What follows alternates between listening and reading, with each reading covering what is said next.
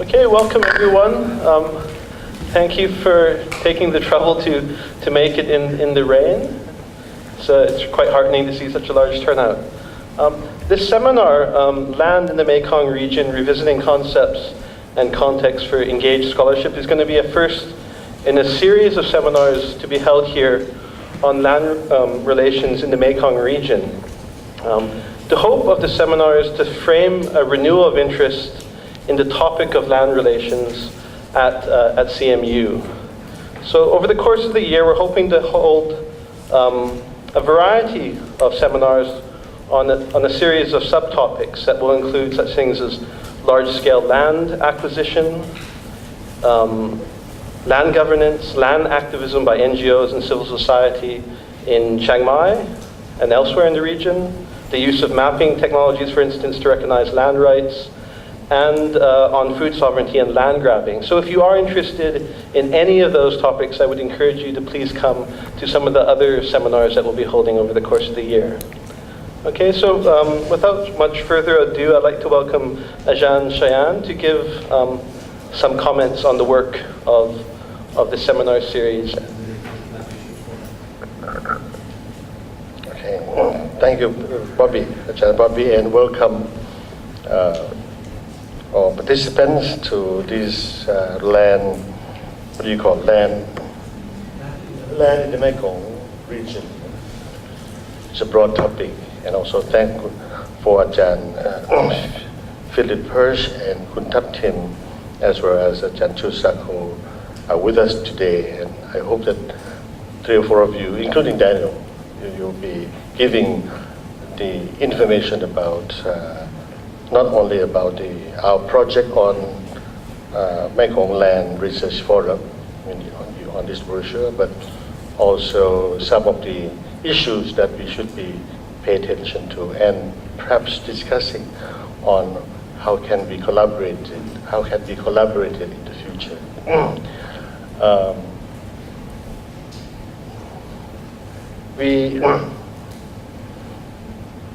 In the last few years, we have been working on resource management, and particularly through Ajahn Chusak's leadership.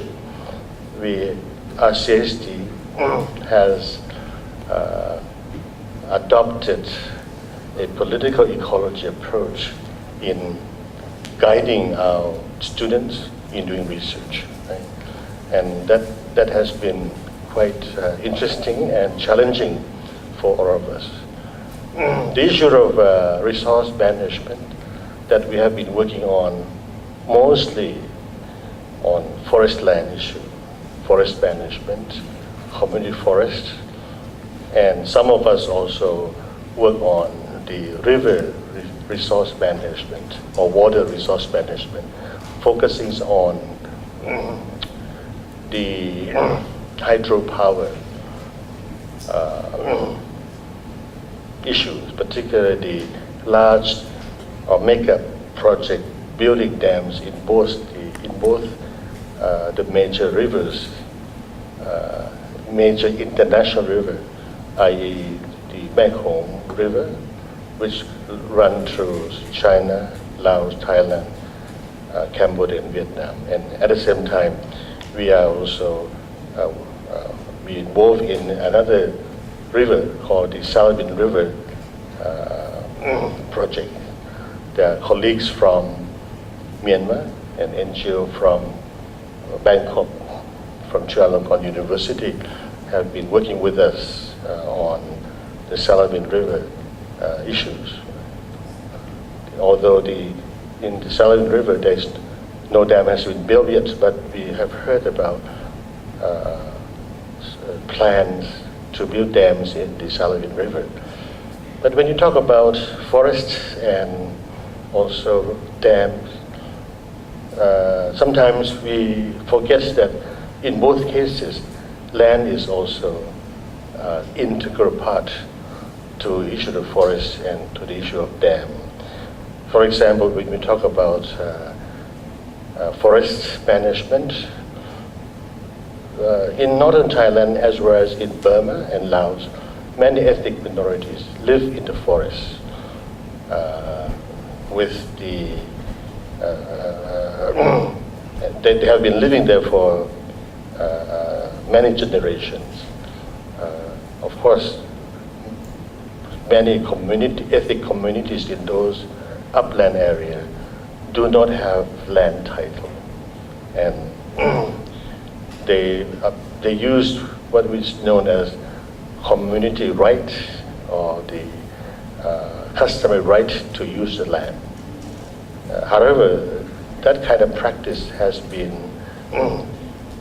in conflict with state policy with regard to forest conservation. In the case of Thailand, oftentimes we hear about the expansion of forest land, particularly the national park, resulting in eviction of local people, both the highlanders and the lowlanders who live in this forest land. And that has been cases of where we have witnessed, and also we try to do our research on this kind of forest land conflict or forest management. Particularly, we are trying to encourage our students and researchers to look into land titling as well as the customary practice, which also includes the practice of shifting cultivation or rotational shifting cultivation. In the case of dam, most people think about building dam will block the flow of the river, block the migration of the fish upstream and downstream, and maybe some of the local people lost their livelihood along. Those who depends upon the river lost their livelihood from fishery. But in fact, many people also depends upon land along the riverbank.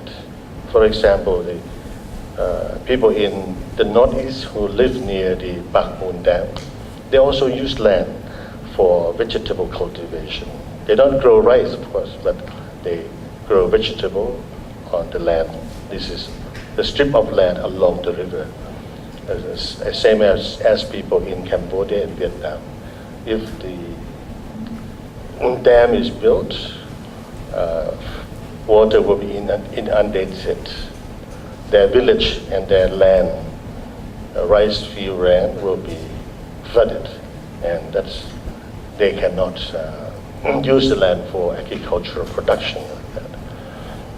But now, with the support from MRLG, which is based in Vientiane, Dr. Phillip Hirsch and Daneil Hayward has agreed to support what is called the Land Governance Repository Project, which is now being housed at RCSD. RCSD is our office next building here. So these repository contain a lot of information with regard to land in Laos, Vietnam, Cambodia, and Burma, but not including Thailand yet. I think that repository is very useful, it's very useful for all of us who are interested in land issue, which cover more than 10 topics. Some of the topic has already mentioned by Dr. Robert Farnan about land grabbing, for example, land turning system, land use, or tourism and land use, for example. So there are various topics that we should try to look at it and understand example of land issue in the neighboring country. And this year, with our intention to advance our interest in land governance research or land research in the Mekong region, we are fortunate to receive the support from MRLG such a support means scholarship for students to come to study at our MA program at RCSD.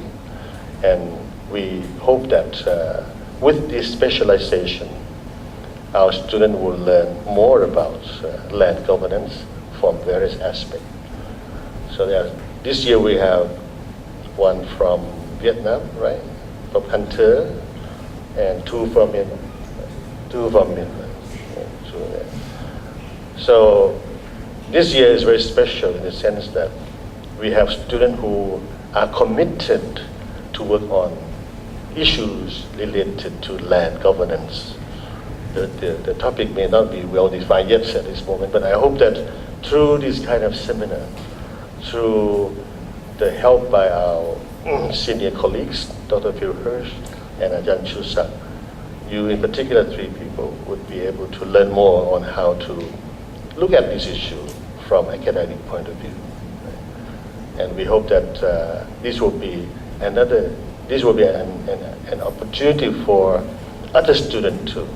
Not only 3 of you, but I hope that students in our program would turn their interest from other issues and focus upon land governance issue, so that we can have a critical mass in our program working on land governance in the Mekong region. And I'm also very interested in seeing not only our students coming to the program and to attend this seminar, but also other students from other programs as well as NGO in Chiang Mai becoming interested in this issue, which is very important for us in the region. More and more land is becoming a contested issue, land being grabbed, people are evicted from land, people have no future whether they can have a secure livelihood if they return, particularly those refugees, if they return to their own country. Where will be the land that they can live upon, or where will be the land that they can cultivate? So as an academic program, and as all of us here are interested in the well-being and this human security issue and the livelihood of the people in the region, we would like to see this kind of seminar being organized, not only one time, but several times, to encourage people to pay more attention to land governance. Of course, with the help of our colleagues here, Dr. Phil Hirsch, and Dr. Robert Farnan, and Ajahn Chusak, Daneil, and other people will help you. But we hope that we can nurture this kind of academic workshop, kind of interaction among researchers interested in the same issue, and come up with some studies, research on land governance or land governance issues in the region.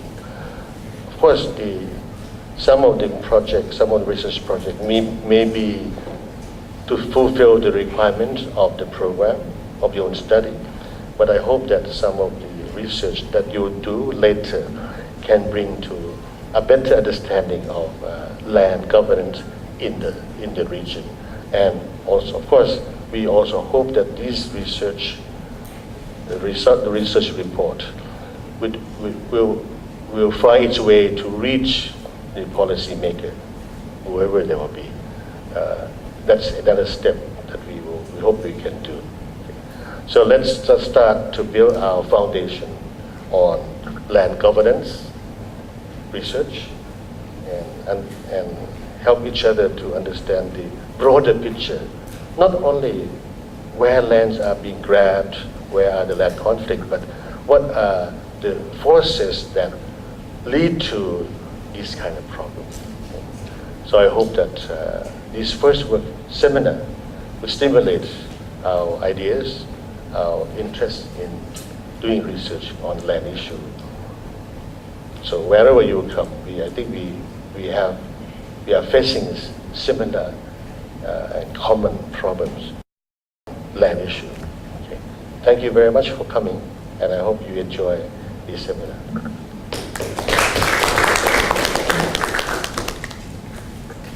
Okay, thank you, Chayan. I'd like to welcome Professor Phillip Hirsch to share his thoughts with us. Thank you.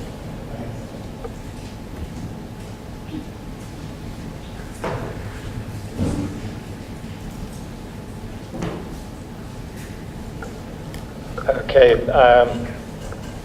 Well, thanks, Bobby, and thank you, Ajahn Chayan, for taking the time out. I know your mind must be on many things at the moment, but thank you for that introduction and also giving a lot of the context to this seminar, which is a kind of kick-off seminar, a startup seminar for what we hope will be a lively series involving staff, students, and hopefully those working in NGOs and other organizations in Chiang Mai with an interest in land in Chiang Mai, in Thailand, in the wider Mekong region.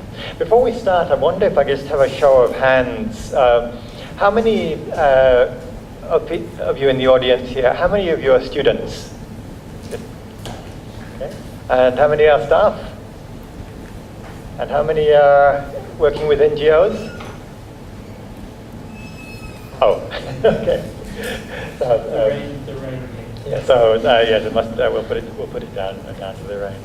Well, when Daneil kindly invited me and gave me the honor of doing this kickoff seminar, I thought that this would be a good opportunity to look at why it is and how it is that land seems to have re-emerged as an issue of activism, an issue of scholarship in Thailand and the wider Mekong region, and to the extent that it has.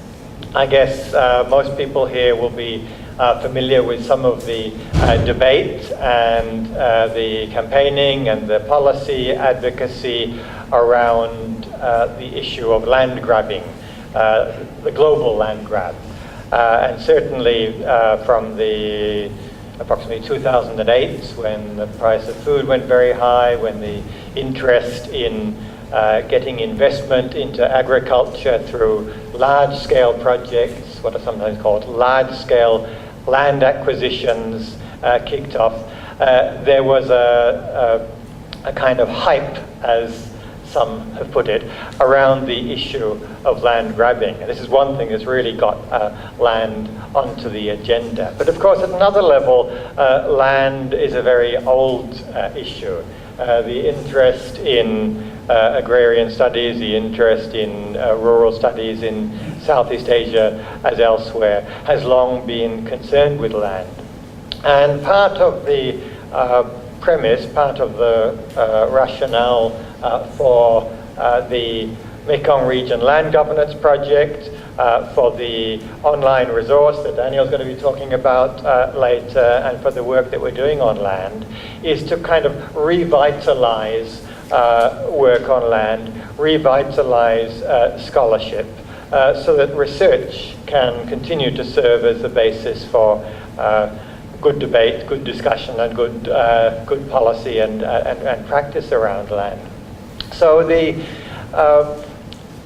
starting point for this seminar was to, as you can see in the title, to revisit concepts and also revisit contexts for scholarship, particularly engaged scholarship that tries to make a difference in the current era, recognizing that in fact land has a long history. And this is based on the idea that somehow we used to study land a lot when we talked about rural society, agrarian society. It kind of disappeared or went off the radar, and all of a sudden it's come back. And to look at what the current context of land grabbing and other land issues is, and how that compares to what it was in the past, but also to look at what new concepts arise, and to what extent those concepts, in fact, are related to what is going on, to the current context, and of course the different contexts of each country. When I originally planned this seminar, I was looking at doing something that was more Mekong region-wide, but have decided to focus more on the case of Thailand in relation to neighboring countries, partly because of where we are now, partly because my own background started with looking at rural change and rural development and rural land issues and land politics in Thailand, but also partly because there's been something of a reversal in the 1960s, 1970s, 1980s, to the extent that there was research around agrarian issues, around land in mainland Southeast Asia, in what we now often call the Mekong region. Much of that research happened in Thailand. There were some very good reasons for that. One was that the rest of the region was either at war or was closed off for research for other reasons, or in fact both. And Thailand attracted a lot of the attention in Southeast Asia, particularly in mainland Southeast Asia. But at that time, even Indonesia was quite a difficult place for researchers to work. So a lot of the knowledge that's been produced around agrarian issues has been in Thailand, to some extent in the Philippines, Malaysia. And there was relatively little study possible, and therefore little study done in neighboring countries. More recently, there have been various projects, including the Mekong Region Land Governance Project that Ajahn Chayan has alluded to, which have almost reversed this situation, so that a lot of the work that is being done around land, or at least the work that is being funded around land in the region, is in fact in Cambodia, Laos, Myanmar, and Vietnam, the CLMV countries. The online resource, the repository that Ajahn Chayan referred to just now, was originally set up to review what we knew from existing research in the CLMV countries, in Cambodia, Laos, Myanmar, and Vietnam. And it's only more recently, as Daneil will be talking about in the second half of the program this afternoon, it's only more recently that we've started to bring the very large amount of existing material in on Thailand, recognizing that there's been something of a drop-off of research on Thailand. So it's almost a kind of mirror image. So what I wanted to do today was to do a couple of things. One was to actually test our assumption that, in fact, the interest in land in Thailand was much greater in the past. It went through this drop-off and it's only now beginning to come back. We assert that a lot. If you read the introductory blurb, the introduction for this seminar, you'll see that it's based on this idea, but it's perhaps only sort of partly the case. So one of the things I want to do is to trace the ways in which interest in land has emerged in relation to agrarian studies and engaged scholarship. The second then is to ask how that relates to connecting what's happening in Thailand with what's happening in the wider Mekong region. We often think of land as something very local, something that's fixed in place. And at one level you can say, if we think of land as a physical entity, if we think of land as a thing, sure, every land has its place. But if we think of land more conceptually, land is not fixed in place. Land is about themes such as property. And property is not just a tangible thing. Property is a social relation that can exist across space, across place. If we look at the phenomenon of land grabbing, for example, we see that there's a very complex and wide-ranging geography of what is land. That land is defined in terms of who controls it, who owns it, who makes decisions about how it's governed. And they may be at a considerable distance. They may be halfway across the world from where the actual physical location of that land is. So this is just an idea of how, when we conceptualize land, we need to think beyond land as just a thing that we can see and that is just about the soil or the map boundaries that surround it. Okay, so that's a few sort of words of introduction to explain why it is I'm going a long way back in Thai studies and the ways in which land and agrarian studies have their antecedents, have their background history in Thailand. Well, there's many ways in which we can, many points at which we could start here. One would be to look at some of the early ethnographies of rural society in Thailand, done in the 1950s and 1960s. For example, the Bangchan studies done out of Cornell University from the late 1940s onwards through to the 1950s, which were very influential in forming a body of academic knowledge about the nature of rural Thai society, and indeed Thai society as a whole. Of course, these studies were not just about land. They were run by sociologists, political scientists, linguists, and others out of Cornell, Lucian Hanks, Lorison Sharp, Herbert Phillips, and others studied Bangchan to get an understanding not only of what rural Thai society was like, but also how it was rapidly changing. And this is back in the 1940s, 1950s. They deliberately chose a site that was close to Bangkok. Of course, now it's just another suburb of Bangkok, but at that time it was an agricultural village, Bangchan, near Bangkok. And so in order to see that as a study of land, we need to look at land as part of the rural society of that time. Others looked at land in more remote places.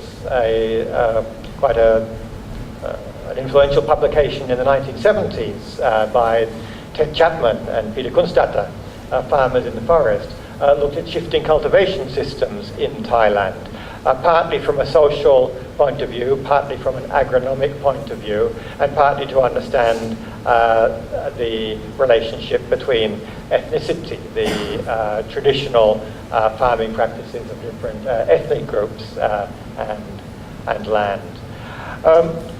Other more recent work goes back to the idea of understanding Thailand through its rural roots, and therefore through the way in which land or land-based production, farming, is what Lindsay Falvey, an agricultural economist from Australia, calls the golden cradle of millennia in Thai agriculture. So in all of these cases, also in the case of some economic history, if we look at James Ingram's book published in the early 1970s on economic change in Thailand, 1850 to 1970. This is not entirely, but it's largely about change in the agricultural economy. Thailand at that time still seen as largely agricultural, largely land-based production. So in all these cases, the scholarship was not about land as land, but as land as the basis, land as the fundament, land as the essential means of production for agriculture, for the main means of livelihood in Thailand. Then there are also books such as that I just mentioned by James Ingram, histories of Thailand that look at the agricultural basis for the emergence of a particular type of society in Thailand. For me, one of the most interesting, and it's one which I remember using in my own PhD thesis more than 30 years ago, was a book by David Johnston, which rather interestingly and sadly was never published in English. It was his PhD thesis done in Michigan in the mid-1970s. I think it was finished in 1975. On rural society and the rice sector in Thailand in the second half of the 19th century and first half of the 20th century. But in fact, almost despite the title, it's much more about rural society than it is about agriculture and economy, and particularly rural society around land expansion, showing the pioneer basis. Even in areas we now think as very accessible, in the Rangsit area, just outside Bangkok in the Central Plains, he gives wonderful accounts of the sort of outlaw society, the very tense relationship between countryside and central authority. In those areas, and interestingly, the book was translated and published in Thai, but never actually in English under the title "Sakom Chonabotและพรรคเศรษฐกิจข้าวของไทย." So that rural society and the rice sector of Thailand. Other histories look at this period from the 19th century, or even going further back to the mid 20th or late 20th century, as seen from the present or from more recent stances. If we look at Chatip Natsupa's book, originally published as Setiket Moban Thai Nei Adit, the Thai village economy in the past, was translated much more recently. This book was written in the mid-1980s. To some extent methodologically controversial. It's based largely on his oral history with elderly farmers in northeastern Thailand and from some other parts of Thailand, in an attempt to try to recreate an understanding of the relationship between people, land, and society in the past. And it was quite influential at the time, because in the late 1980s there was a strong movement, sometimes called the community culture movement, which was trying to get a deeper understanding of the past as a part of, as a way of asserting the rights and abilities of villagers to manage their own affairs rather than to have them managed bureaucratically. And again, there's a lot in this book that talks about land and land relations. Rather more directly and more recently, another type of history of land and its relationship with society and politics in Thailand is a book by Thomas Larson that many of you may be familiar with, called Land and Loyalty. And Larson's basic thesis here is that the Thai state has formed its policy on land less around concerns of economic development or social well-being than around basic issues of security. He uses the term securitization to explain why it is in particular that the pattern of land titles have emerged as they have. And he looks at two periods in particular. He looks at the period during the reforms under the fifth reign, King Chulalongkorn's reign, when the Australian system of Torrens titling was first brought in, but brought in a very geographically selective way in the central plains, as a way of trying to maintain the sovereignty and independence of the Siamese state in the face of threats coming from colonial powers, threats that included extraterritorial rights, that is, the rights of foreigners to own land and to work to their own laws rather than Siamese laws. And he suggests that, rather cleverly, the way in which the land titling, as we call it now, or the land registration system came in under the 1901 Land Act, was such as to make it very, very difficult for foreigners to accumulate land, and at the same time to appear that the Siamese state was modernizing and therefore again try to keep the colonial powers at bay by showing that Siam too could be a modern state without needing colonial authority to show it how to do so. And then the second main phase he looks at is the 1950s, 1960s, during and after the establishment of the 1954 Land Code, or Land Act as it's sometimes called, which is still the basis of land legislation in Thailand today, 1954. So that's going back, 63 years. And he suggests, not without controversy, but he suggests that the main motivation for this was not to encourage farmers to get secure title of their land so that they could invest in machinery or could get access to credit, but rather to give them the sense that they were part of the Thai state and therefore wouldn't go and defect to the Communist Party of Thailand. This was during the Cold War. So again, he identifies a strong security rationale. So we can see all sorts of different ways in which land has been part of scholarship in the past, without necessarily being part of scholarship that is specifically about agriculture and landholding.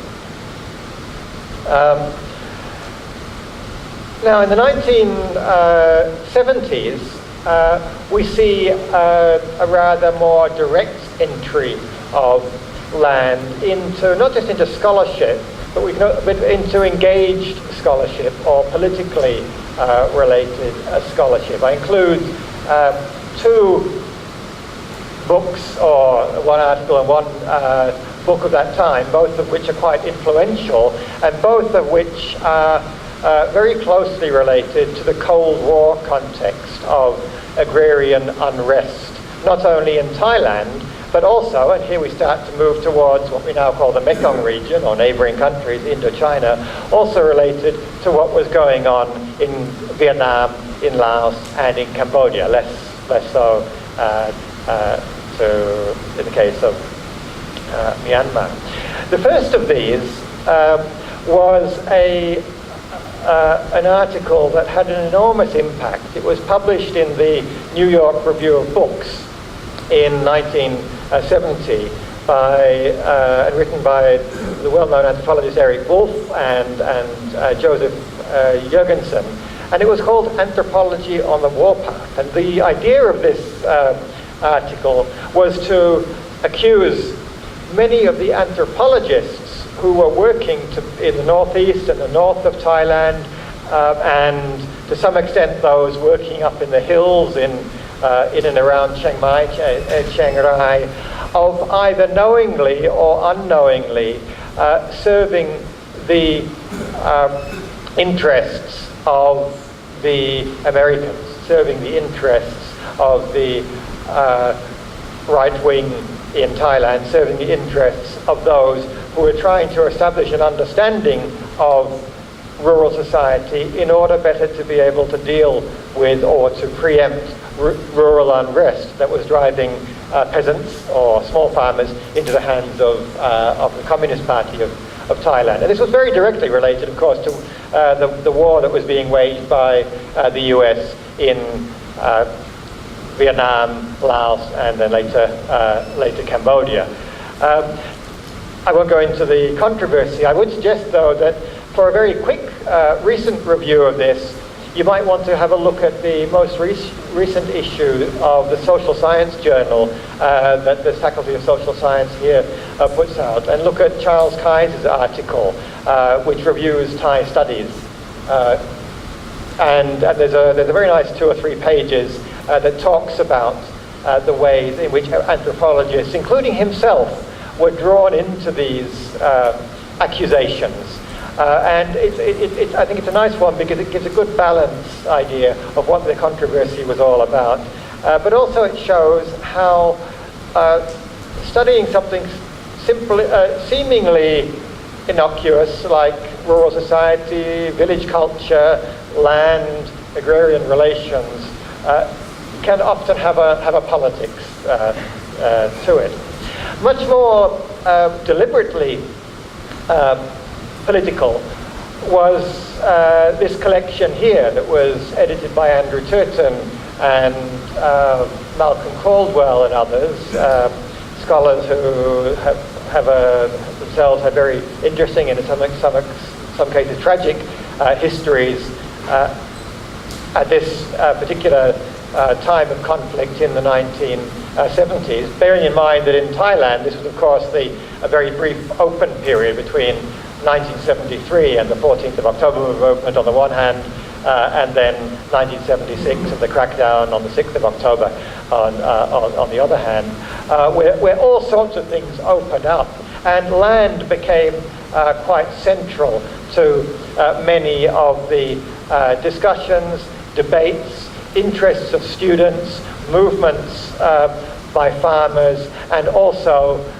the mobilization around the left, including that of the Communist Party of Thailand.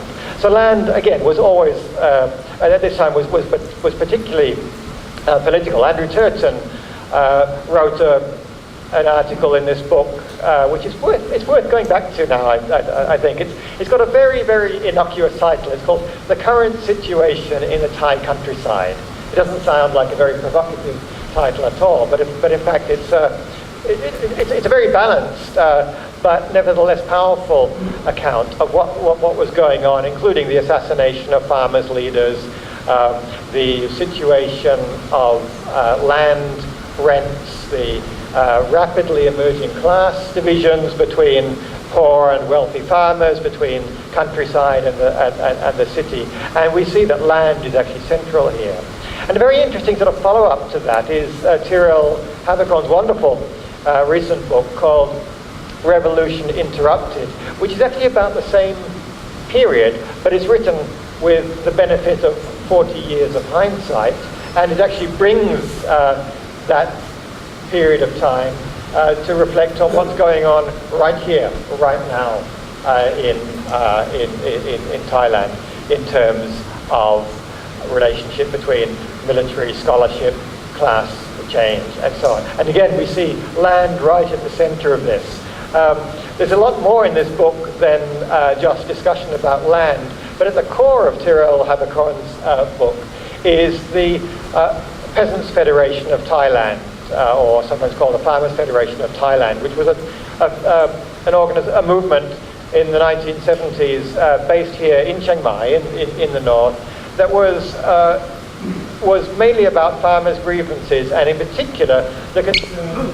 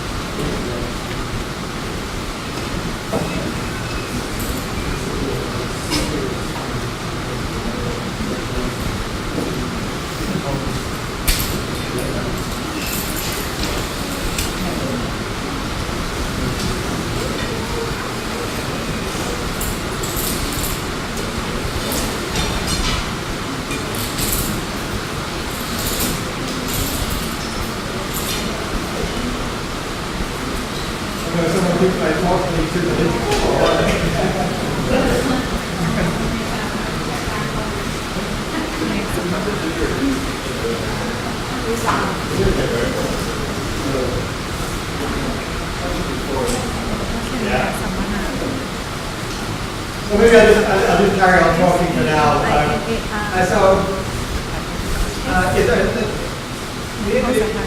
Federation of Thailand was mobilizing around many things. Many leaders were assassinated. 21 leaders, many of them in Chiang province, were assassinated in 1975, 1976 with the polarization of Thailand between left and right ahead of the right-wing crackdown against the leftist student farmers and workers' movement in 1976. And the main grievance that the farmers had was over land rents. That is, the amount of rice that those who did not have enough land had to pay to their landlords in order to be able to farm the land. Typically, farmers found themselves having to give half of their crop to the landlord. Now, some of those landlords were absentee landlords in Chiang province. Many of them were neighbors. Some of them were even cousins. And so this led to a very sort of complicated, you can imagine, conflictual politics, and ultimately a very large one. So again, we see here a much more direct study of land, a study of land as the basis for emerging class relations, peasant movements, and politics in the country. I will wait until maybe a little bit.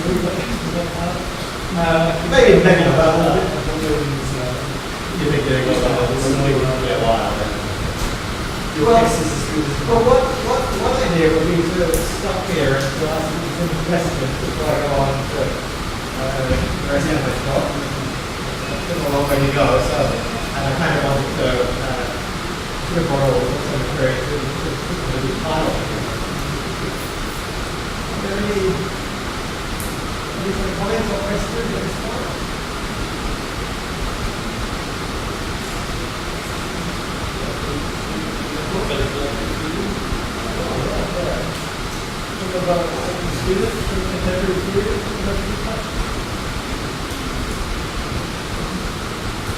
Okay, I've got a question for you then.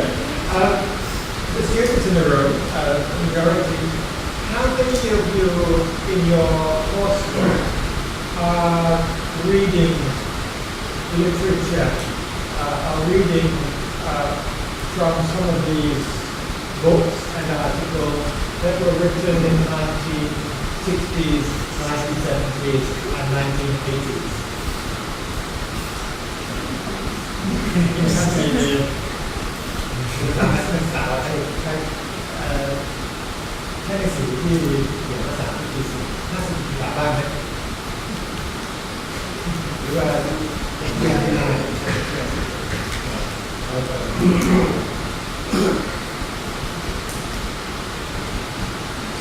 Or did you read more recent material? Remember reading some things religiously? I think it's interesting actually things become so based around academics, articles, journal articles, that actually this nature of the academic book is not, would that be right to say it's less common or less direct source for these? It's probably true in Australia that the students do tend to read from books less than from journal articles that they might use the case of the past. Yes, sir. Another thing was, during the Soviet active in Thailand, talking about the assassination of the peasant leader, most of it is more about the land rent. But now we see it's no more. Yeah, well, that's a very interesting point. Just a couple of days ago, I did some interviews around the village. In this village, one generation ago, 1.5 generations ago, in the 1970s, 1980s, to rent land. Landless or landlord farmers had to fall over themselves to pay half of their crop as a rent to the landlord.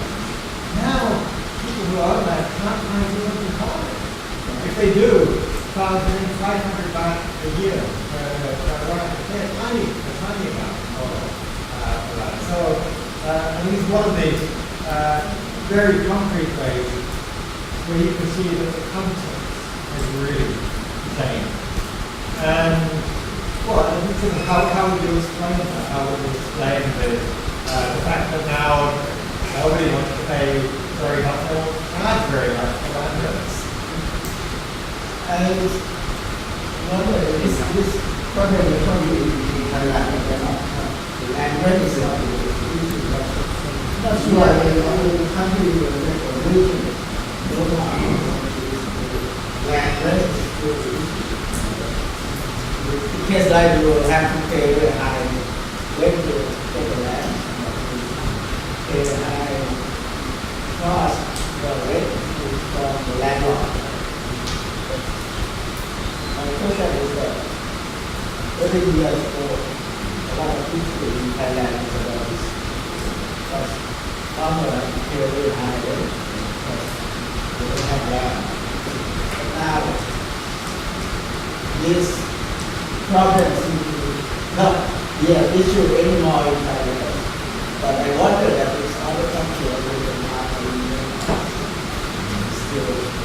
Maybe you can ask New Zealand in the Mekong Delta, do small farmers rent land from large farmers?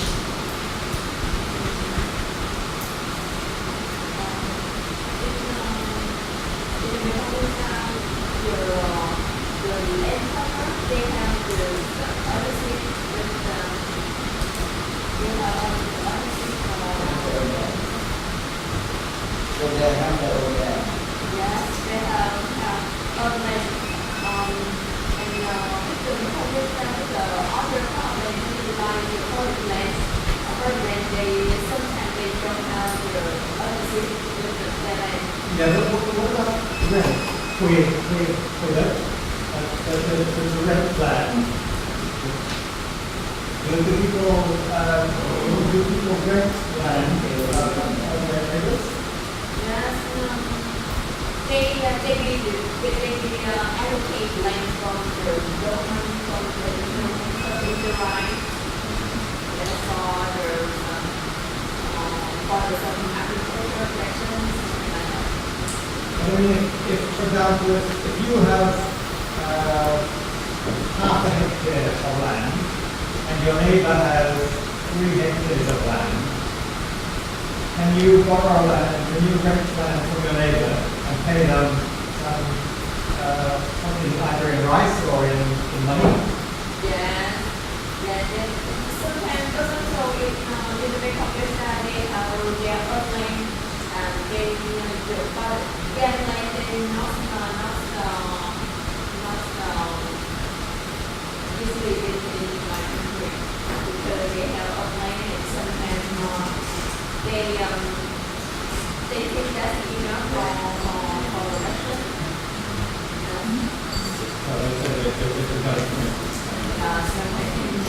What about in Myanmar? Do the farmers, I'm sure it's different in different parts of the country, but I'm thinking of the Delta in particular, in the Hayward Delta. Do the farmers rent land from Myanmar? No, for example, if you have a farmer who owns land,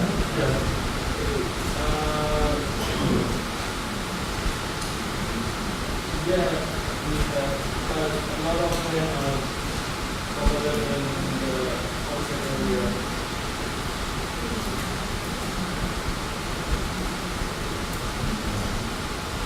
So how much would,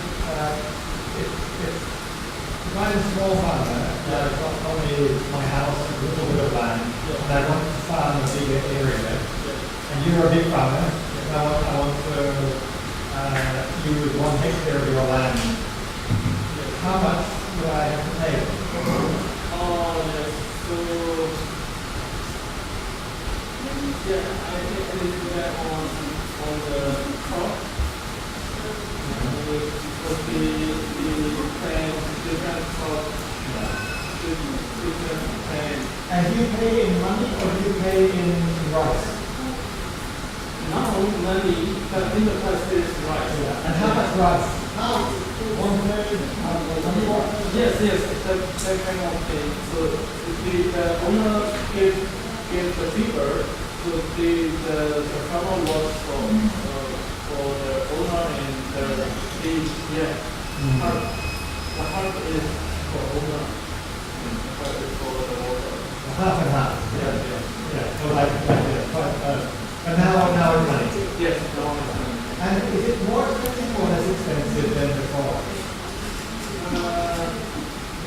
I think the owner in the Shanxi, in my town area, the tea land, so most of the tea garden owner, they move to the city for some reason. So they let their tea land in our area, and the people, the tea worker, they come to the land and they take the tea every year, and they give only 25% to the owner and 75%. Right, so quite similar to here. So I guess that's very interesting because I think for me one of the key things that explains the decline in rent from, I would say, half to 5% or just 500 or something like that, is that now the demand for land is less because there are other alternatives. People go to the city, people don't want to farm, people love to farm. And also many of the land owners are not really owning that land expecting to make money from agriculture, but expecting to sell it or to use it for something else. So this is a fundamental change in land relations. And the question is, does it mean land has become less important than before? An economist might say, well, yes, it's less important than before because if the rent of land is going down, then it's less scarce, it's less difficult to get and so on. What else would say? What about the price of land? Is land less expensive? No. Is land less important? Well, in terms of rent, yes, but in terms of its use for other things. So it shows that when we're talking about the values of land and living means of land, you need to look beyond the straight economists' understanding of what is land valuable, measured through rental return. So again, it's a change in context, which can only really be understood not by reference to a farmer or the village, but the whole structure of economy, the whole value system in which the land is held and being worked.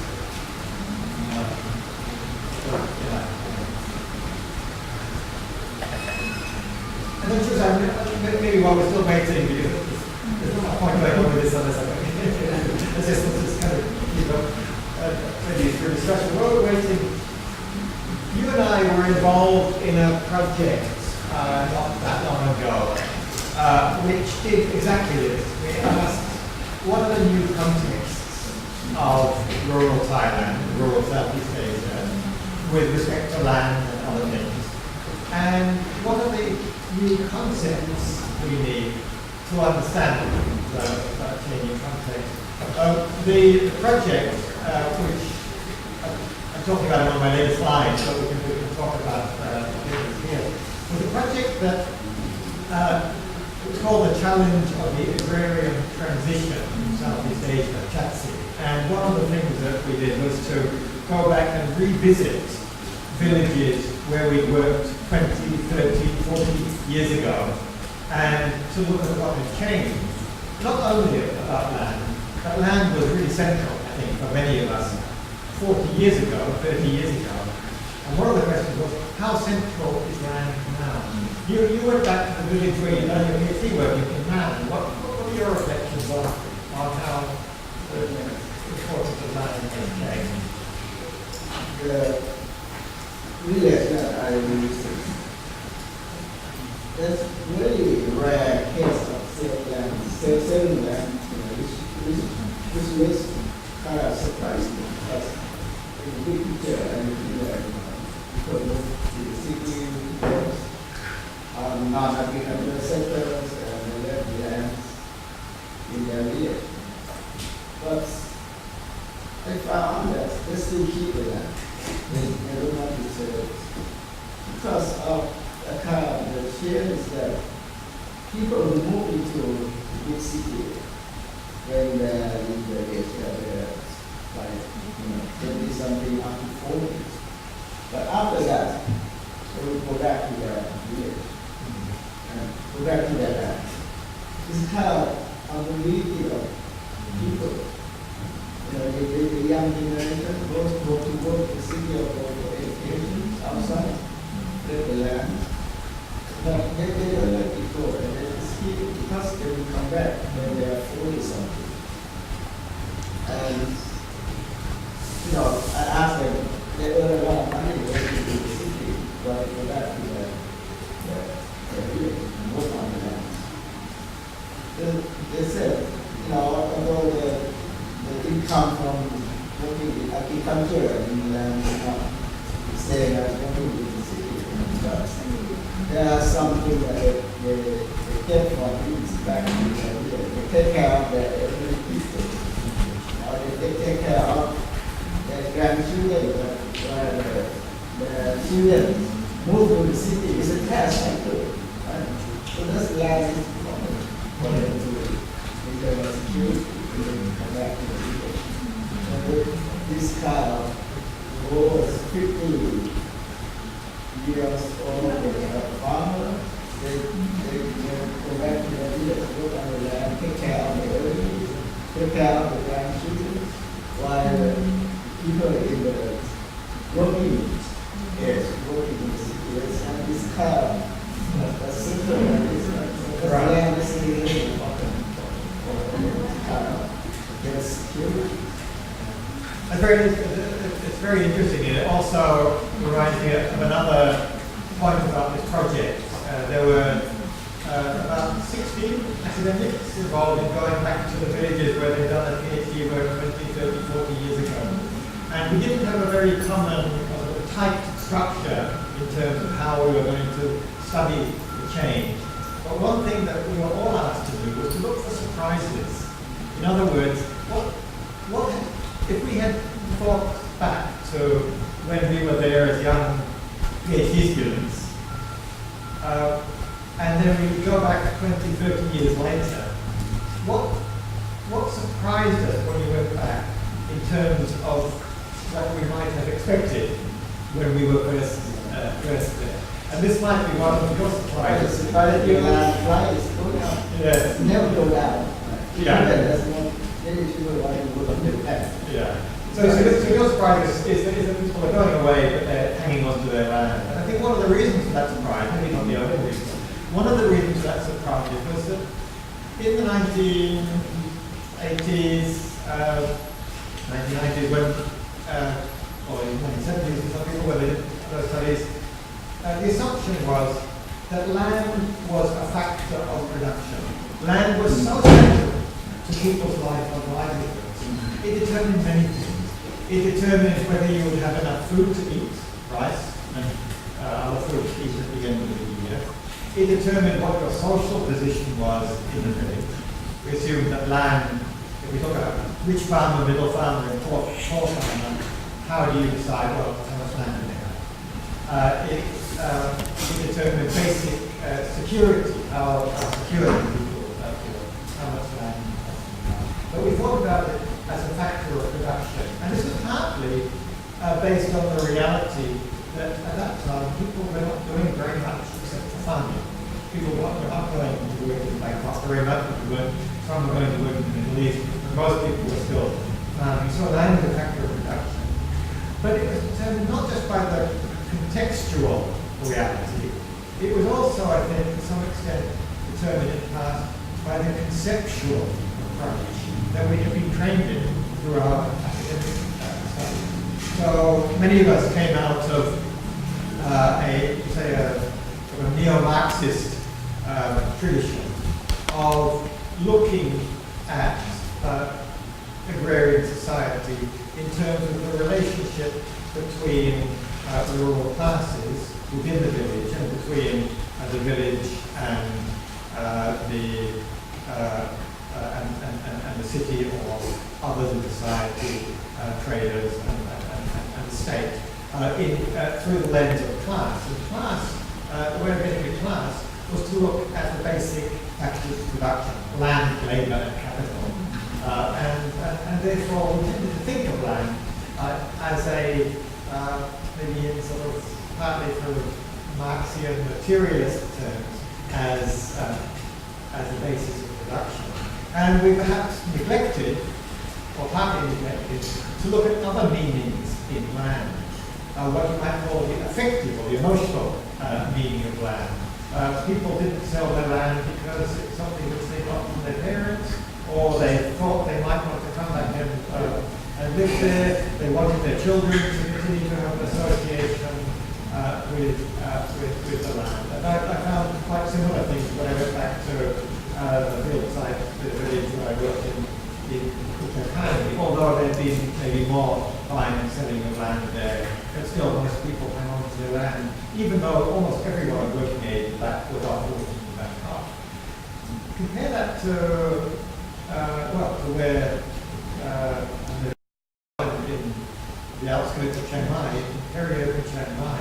In peri-urban Chiang Mai, very few people in the village did hang on to the land. Most people sold their land, except the land where they lived, their house plot. So the agricultural land was almost all being sold, partly because the price that people got for it seemed very, very high.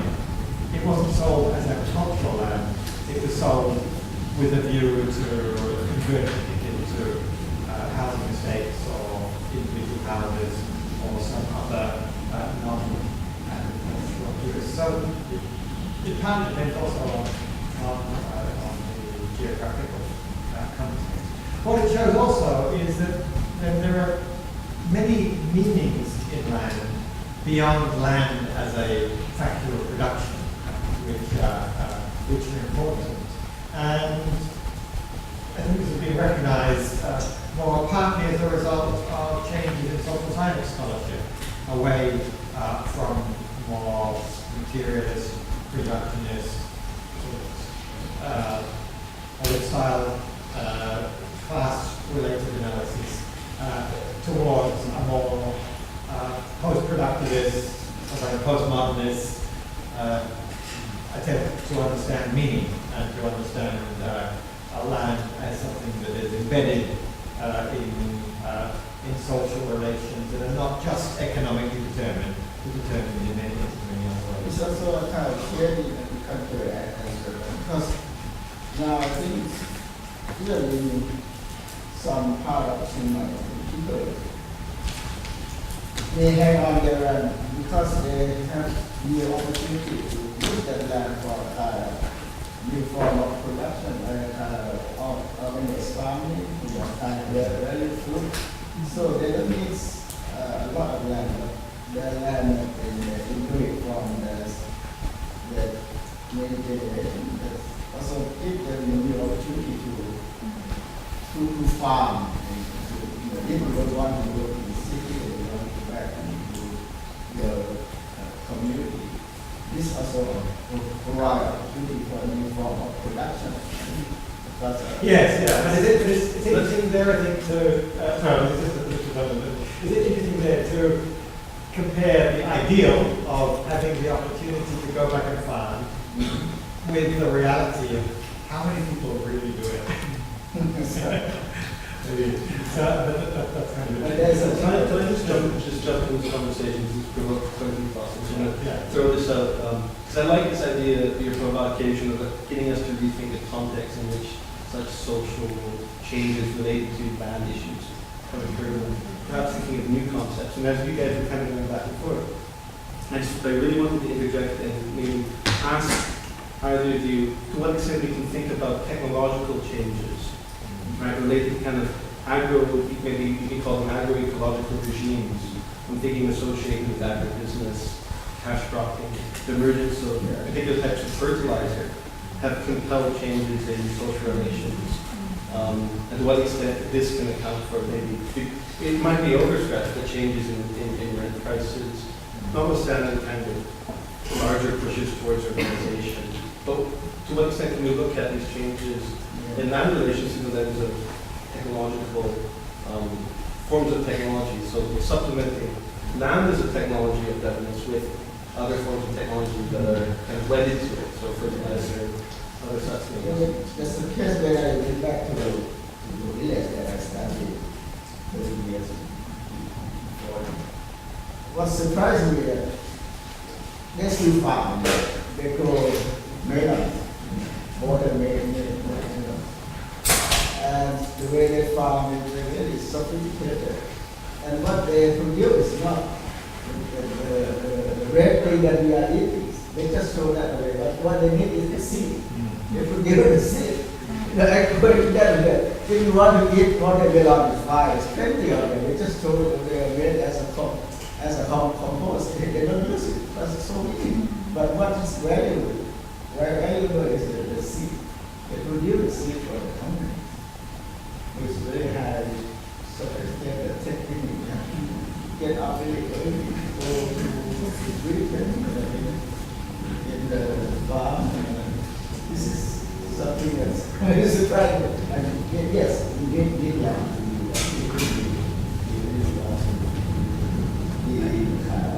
Ajahn Phil, sorry.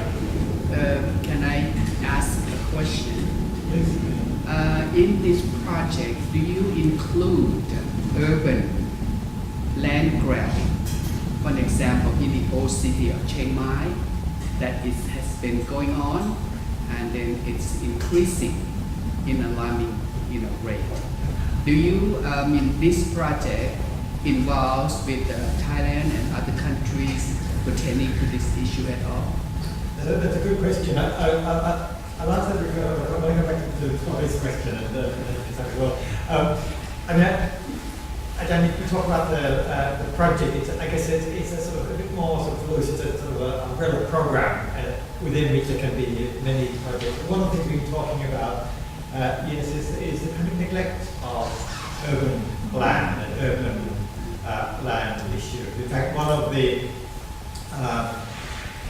of the studies that came out of last year's summer school was to try to do a state of knowledge review about urban and peri-urban land governance, because so much of the literature, including that which I've partly summarized here, has been on rural land issues. There's been this assumption that land is about agriculture, land is about rural society, and there's been a neglect of what's going on with respect to urban land. But of course now there are some quite high-profile cases, and other much more long-standing cases that have been sort of simmering with less publicity. The case of Komahakan in Bangkok has received a lot of publicity as the whole community there has been moved out in the name of heritage, but in fact destroying a lot of the actual heritage of the old community of the Komahakan fort. And Michael Hirschfeld in his excellent book, The Siege of the Spirits, has written about it in a very evocative kind of way. So, I would love to see more on urban land, but maybe not treating it as a completely separate category, but asking ourselves critically why it is that we have this sort of dichotomy between urban and rural, where many of the issues of insecurity, of grabbing, of the effective value of land are actually just as relevant in urban areas. I think one of the assumptions, it's a false assumption, but one of the assumptions is that the urban land question has been largely sorted out because most cities have got land title on land that's lived on, which of course is not true, but there's an assumption that that's the case. So I think this is an excellent point that to bring up. Maybe I'm going to talk about it towards the end, sort of new directions in land, looking at Thailand and in the wider region, and in land in urban very urban areas. But back to the technology, there's some things it's a great question. It also might be something very interesting to bring into a teaching module, because the question of whether technology drives or its emergence changes the questions that we ask and the relations that people face around land is an interesting one. It goes right back to the studies we've already been talking about. If you look at the situation in the 1970s in northern Thailand, why was there such conflict? Why were these land rents so high? Well, one quick answer is that the north of Thailand, and Chiang even more so, has been much more land stressed than other parts of the country. The per capita access to land is much smaller than the other parts of the country. Particularly a farm in northern Thailand in the 1970s would be 7 or 8 rai. In the north east it might be 20 or 30 rai. And part of the reason for that is that the land here is much more productive, much more fertile. But the other background to that, and the background to a lot of the agrarian studies in the 1960s and 1970s, were around the Green Revolution, which essentially started as a technological revolution, the so-called miracle varieties of rice produced in the National Rice Research Institute, which made the application of fertilizers, the application of water, irrigation, the land leveling, land modeling, it made the returns to investment much more productive or potentially productive. And that raised a question of whether it was scale-neutral technology. Scale-neutral in the sense that small farmers could benefit from it as well as larger farmers, or whether it was going to be a kind of catalyst for what Lenin had predicted would happen in Russia 50 years previously, which was that the small farmers would all become landless workers, proletarians, working on the farms of their wealthy farmers, neighbours who would accumulate land, and people in the middle would be squeezed out of the city. So these are the kind of questions generated from another land politics in another place, which were actually triggered by a technological revolution. So even these questions have a sort of technological association. If you bring it up to current technologies, yes, again, Trisak's pointed out the sort of specialization, but also the fact that with that specialization, the sort of bulk amount of land is perhaps less important than what's being done with that land.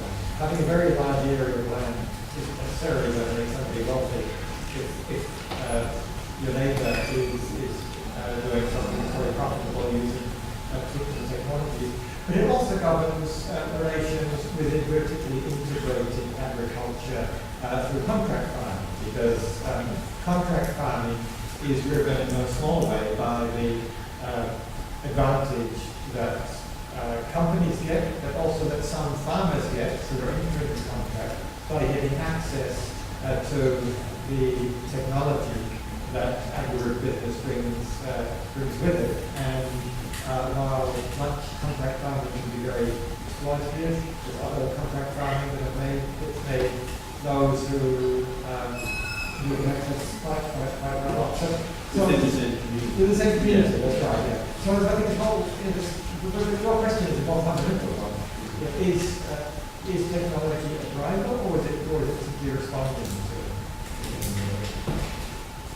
Do you have any follow-up? Well, my initial, I guess, thought would be that to some extent it's both. It functions almost as a self-reinforcing, not mutually constituting.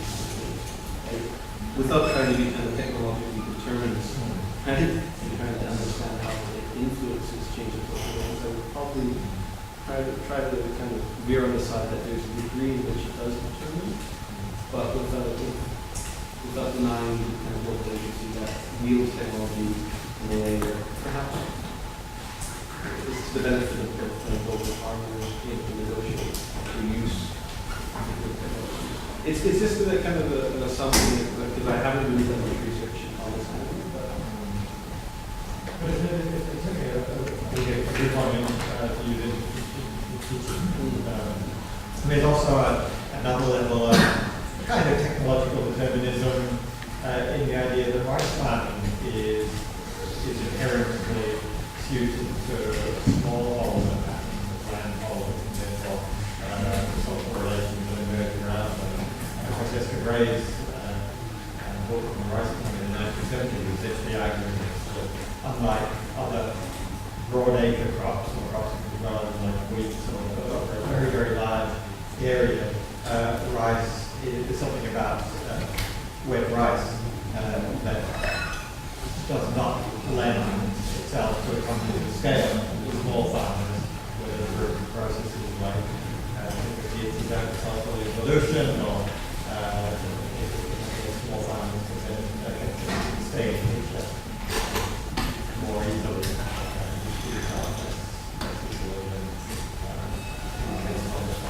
That's kind of crop determinism. You see a crop of technology. But there's also the issue of mechanization, which I think is part of the explanation of why the whole sort of tendency relations change. If you look at, I haven't got it here, but a graph showing the presentation of China studies shows a very interesting sort of macro picture of change in who is renting out and who is renting in Thailand over the last 30 years. 30 years ago, on average, those who were renting land in were small farmers, and those who were renting land out were larger farmers. Now it's the opposite. Now, smaller landholders tend to rent out to larger landholders. And in part, that's through mechanization, through the ability to manage a farm, so that farmers become farm managers, and those who don't have a viable farm go off and do something else. Of course, that's a big generalization. If we look at the big picture, statistical picture, that's what's happening. And that's what we've got technologically facilitated.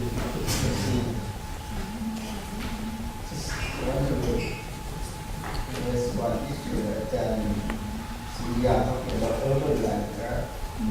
I read it in the news the other day that we may know that the big landowner in Thailand is the owner of the Peasants. I've got a slide for that, interrupt we all know that this guy is buys so many lands.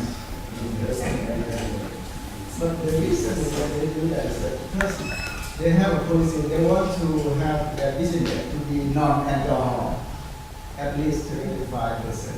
So it's kind of, you get the money from selling alcohol idea, and now you want to go to a more legitimate business. So that's why he gets that money to buy a lot of land, they go in real estate, so he can claim he cannot make money from alcohol. So he can say he has more legitimate business, right? Yeah, but he also owns hotels and many other things. It's not just land. I think that, it raises another. Buying land also where you can go to more legitimate business, right? Yeah. money laundering. Well, it's a very profitable business too. The land, going into the land is not doing it just to subsidize his alcohol industry. I think that might be a good point to take a break. Yeah, I think why don't we have a break now?